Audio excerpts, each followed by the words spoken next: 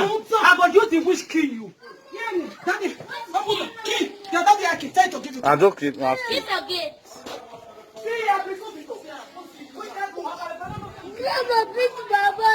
It's okay. It's No, don't worry, you are coming. So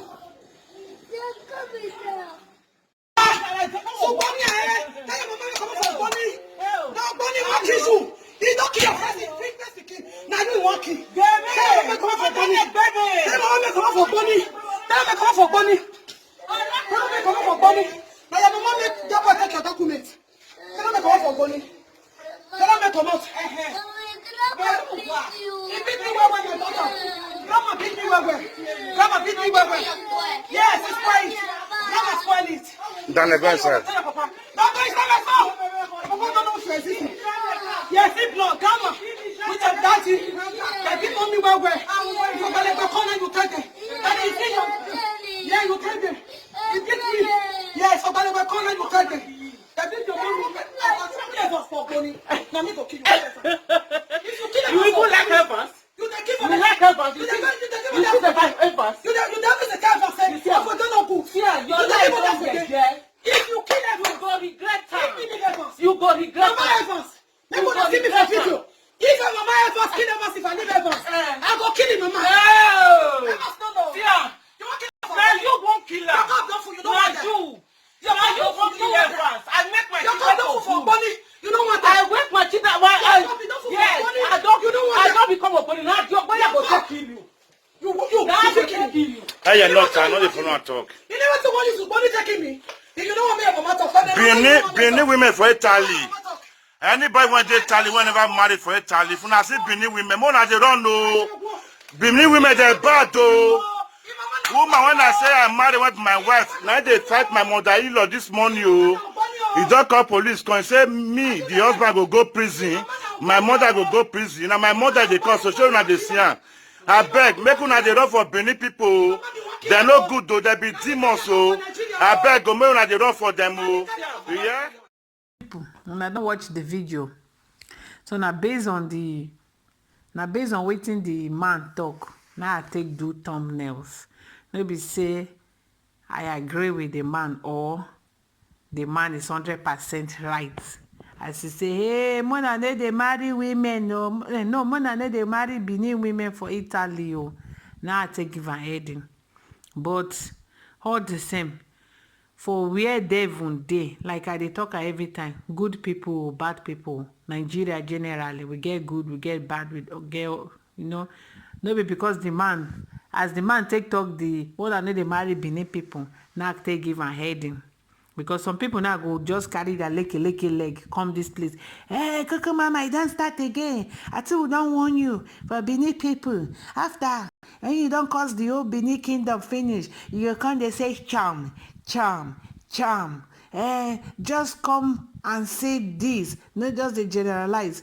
This one now, una fellow Edo. Maybe no be Benin be or maybe not Benin be. Now they give message say to the old men say advise them to marry Benin women.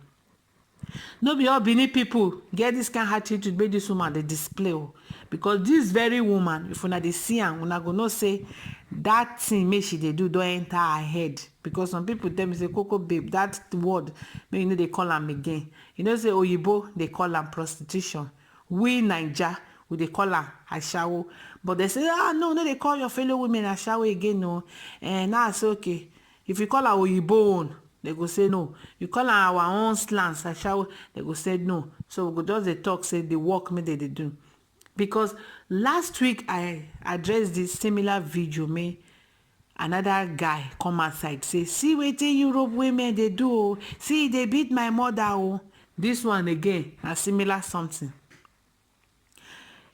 The way some Nigeria women come dey for obodo oyibo na the way una they do na they make men go dey with una for years dey bang ti una but he won't marry he go marry somebody may no know for village despite say he go bring the person come he go use the money bring her the person he prefer to go marry come for Nigeria even if that one made it for Nigeria they don't carry one and back and front. He prefer to go carry that one, may no than this one, because some of them go they talk say, now they do a show, or they no get respect for women and for men, or they won't drag with men. Okay, like this video make una just watch now, man.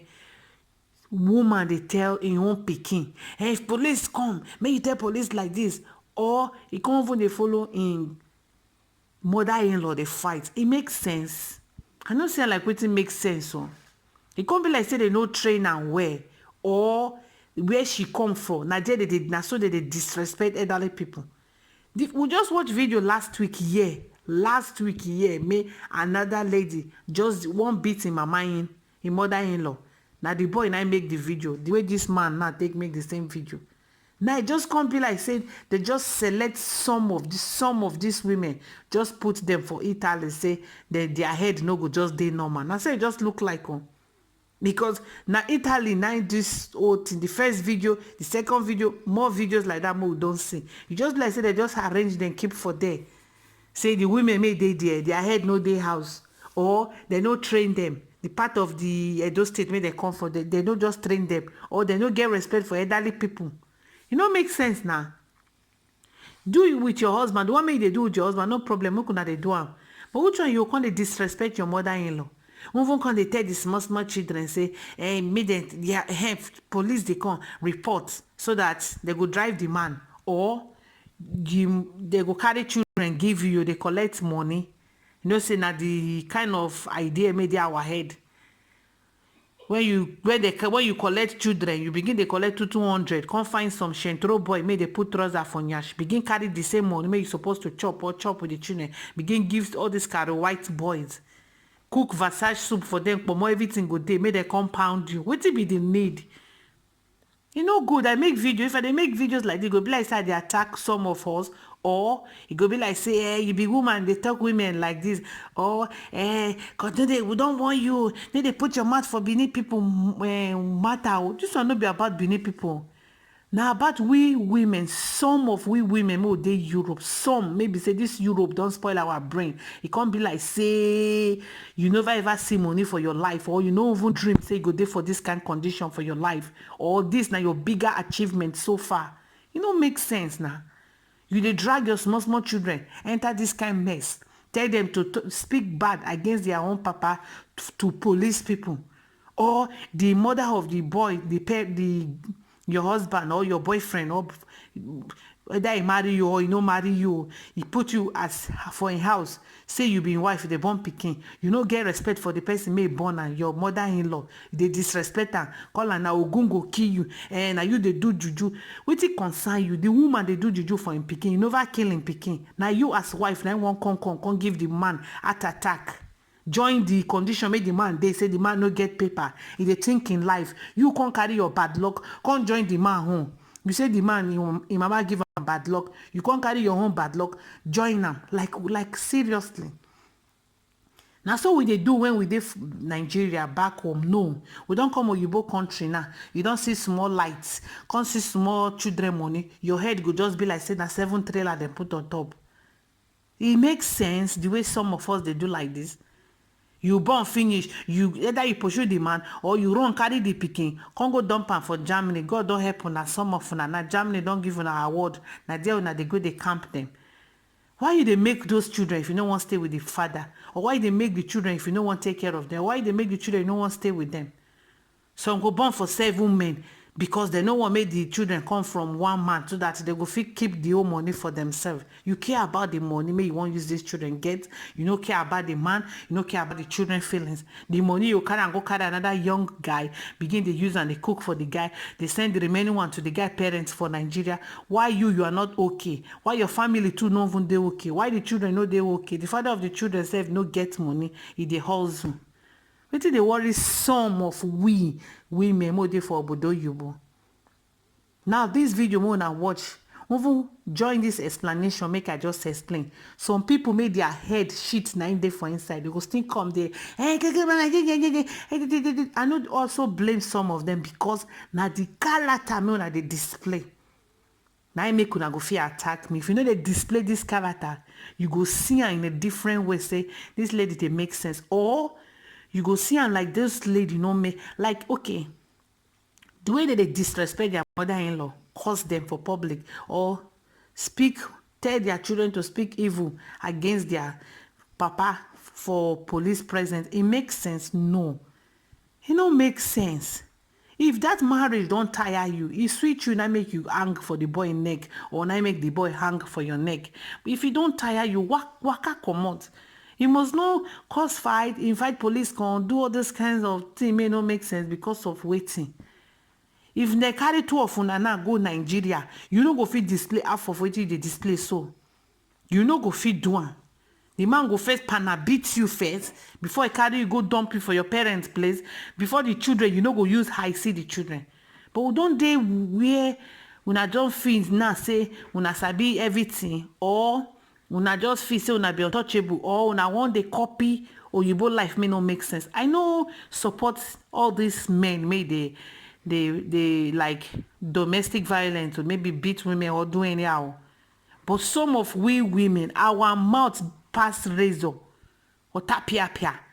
You never talk one, you don't talk 10. You don't do for yeah, that woman get right. Hey, that woman get right. If you jam man, me here the craze, me ready to die. Na woman get right, na woman get right. He kill himself. What do you gain? You go get rights for heaven, na be for hell when he don't kill you. All these things now they push some of these men to the wall because African men forget all this now law. More than noticing I they tie them down. And like I said, I know they support them if they beat their wife or this domestic violence. But we, like this video now, make I just talk based on this video and the video make I watch last week. It makes sense for well cultural person, a dope woman or any Nigerian woman, made them train to insult a mama because this person may born person may you dey for in house is as good as your mama. So you go feel insult your mama, beat your mama. Now so it just look like. If you feel insult your mother-in-law, beat your mother-in-law, you can do that to your mama. That means they don't train you well, or you are a disgrace to that place, to Nigeria, or what. I don't even know I wanted this. To beat your, exchange word with your mama or your mother-in-law, not the same thing. They're not supposed to born you. It don't make sense now. But Abi, we never see somebody may do road work before. We never see somebody may do ashi work before. Now only you they do ashi. Now your head then start to do road work. Now your head then go hand down.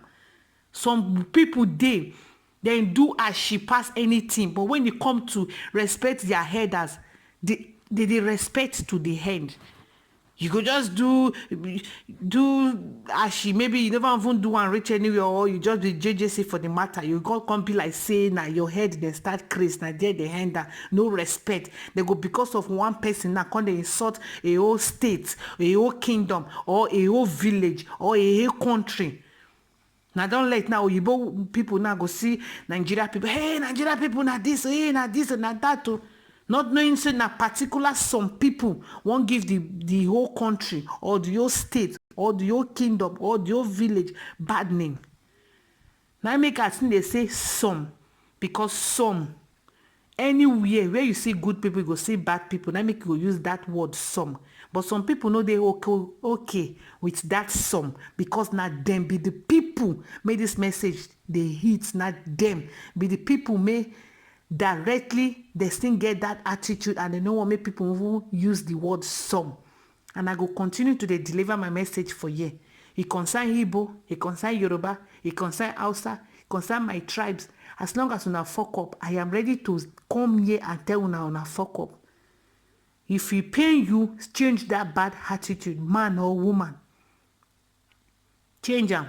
And some of una men, may una go they cry. Hey, see you, I go say for una, because some kind time now you use your hand go dig your grave. Now you prepare. You go they even the date two girlfriend, one go good where one go you prefer to follow that one. Maybe that one they give you money, or now you know what they see. The one made they normal, you know go marry. So some kind time the way God they take doing thing is very very miraculous. Now they use in a hand. because you want lazy as a man, because you no wan work, you want to put trouser for, you want to be man and be boy at the same time. Now make you dey go hang for all those kind of women wey dey fit feed you, and as long as they don dey feed you, you no get right as a man. You must do as dem talk. The same thing with some women too. You wan be woman, you wan be girl, you go see 50 years old woman, you go dey follow 30 years old boy. You are a disgrace to dey open your nyash for small pikin to come put mouth there. Now no dey give una self respect. Tomorrow they clamp on una head now. Hey, see Europe women, see Europe men, see this tribe men. No, now una be the bad person, because now waiting una fine. Now God give her to una. So make una enjoy the food. You cannot eat your cake and have it. Now wait till you cook. Now you go chop. Wait till you plant in the morning. Now you go harvest in the evening. Who get ear me here? I dey wait for una comment section. Make una drop all una comment, the good, the bad, the ugly. I'm equal to the tax. I love that so much. Where though? I love everybody, my Benin fans, so everybody, but who won't take this video past now? I mean, tribalistic. That one on a cup of tea. I address as I take understand. The thing is say generally, we more they were abroad. The women, the men, make una behave. No una contribute this. They just keep una, they think how they want to do it una. Some we never get paper. Now we more never even get paper, some of us. Now we even get more attitude more than the people may get the country. Talk less of who get paper. Make una behave and behave for una own good. Display good characters in front of your children. Those Oyibo people more na go meet, go they fight for their front. Una still say Oyibo people they fight like that. I like them. Pata they no go marry. They go there on their own. Una go wrong, go to find husband. They never even put money for na head. My husband. We no go rest. My husband. Now una go they bring your husband come outside.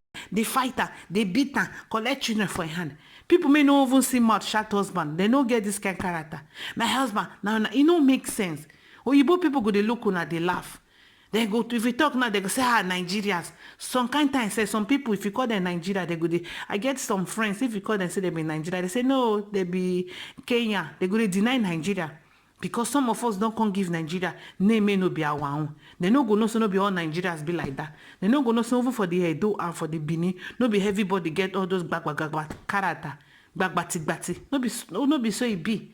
Some people still there, well trained, well normal for the Nigeria, for the Edo, for everywhere. I know it's not a personal thing. But now it don't a day rampant. Like say na particular people now won't spoil the name of the country, or now won't spoil the name of the state. It don't make sense. Make una take am easy. I beg this video. I don't know as I say. Make I just stop am for you. I love you so much. I make you even long small at least, because I know say now based on the thumbnails, now people are for abroad go fit watch her, and I know some I get data to watch her. This one no be for Nigeria viewers. Big onu, make una take am easy. The way these guys now don't they announce Edo women, or particularly Benin women, because when I hear them from the mouth, Benin women, it go come be like now, like may they know they marry them, or it's even better for you to, because the first video make I no put say no they marry Edo women, they no go come they marry, or they go village go marry, or no they marry Benin women. It don't make sense. So maybe we stop am, I beg. Una thank you. One love.